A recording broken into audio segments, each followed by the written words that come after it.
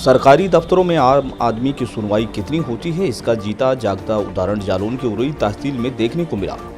मूंग की फसल बेचने के लिए खसरा बनवाने आए एक किसान को कथित तौर पर तहसीलदार और लेखपाल के गुस्से का शिकार होना पड़ा। किसान का आरोप है कि उसे तहसीलदार के दफ्तर में ले जाकर बेरहमी से पीटा गया।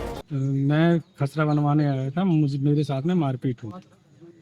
किसने मारपीट की? लेखपाल साहब, तहसीलदार साहब, गार्ड और एक लोग कहाँ के निवासी है? उसमें। क्या फरियाद लेकर आए थे आप? मैं सर इतनी फरियाद लेकर आया था, मुझे बेचनी है लेवी में मूंग। इन्होंने मूंग के लिए मैंने ये कहा था कि सर आप पुष्टि कर दीजिए मेरे खेत में मूंग बगी, केवल इतनी सी बात थी। और मैंने खसरा तो ऑनलाइन बंद हो गए, तो मैंने ये कहा सर आप मुझे पेड पर या किस। ये सनसनीखेज घटना उरई तहसील की है। पीड़ित किसान सरकारी क्रय केंद्र पर अपनी मूंग की फसल बेचना चाहता था, जिसके लिए उसे खसरा की जरूरत थी। खसरा बनवाने के सिलसिले में जब वो तहसील पहुंचा तो उसका लेखपाल से किसी बात पर विवाद हो गया। किसान का आरोप है कि विवाद इतना बढ़ गया कि लेखपाल ने उसकी गर्दन पकड़ ली और उसे घसीट कर सीधे तहसीलदार के दफ्तर में ले गया। वहां किसान के अनुसार तहसीलदार और लेखपाल दोनों ने मिलकर उसके साथ मारपीट की। ये घटना सरकारी दफ्तरों में व्याप्त भ्रष्टाचार और मनमानी पर गंभीर सवाल उठाती है। पेड पर या किसी चीज़ पर लिख कर दे दीजिए मैं अपनी मूंग बेच दूँ, तो इन्होंने ना लिख कर दे रहे।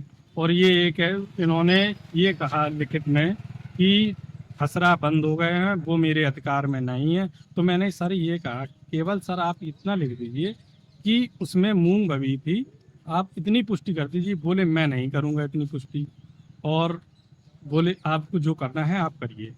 मारपीट किसने किसने की? लेखपाल साहब, तहसीलदार साहब, एक गार्ड थे, एक लोग और।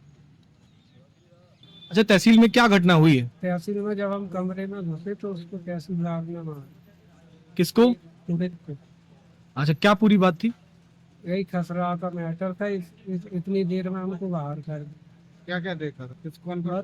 तहसीलदार लेखपाल सब थे, मेरे थे। हमने एक यहाँ पर देखा अच्छा, आप उस वक्त कहाँ थे? कमरे के अंदर। पीड़ित किसान ने इस पूरी घटना की शिकायत एसडीएम से की है। एसडीएम ने मामले की गंभीरता से देखते हुए जांच करने और नियमानुसार कार्रवाई करने का आश्वासन दिया है। अब देखना होगा कि इस मामले में पीड़ित किसान को कितना न्याय मिल पाता है और क्या दोषियों के खिलाफ कड़ी कार्रवाई की जाती है। वैसे घटना एक बार फिर दर्शाती है कि आम जनता को सरकारी कामकाजों के लिए कितनी मशक्कत और कभी कभी तो उत्पीड़न का सामना करना पड़ता है।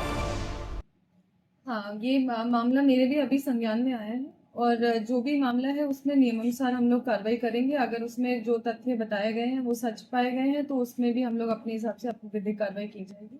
तो अभी जैसे हम लोग को जो भी है मैटर उसमें पूरी जब जानकारी हो पाएगी तब थोड़ा बेटर हम लोग सब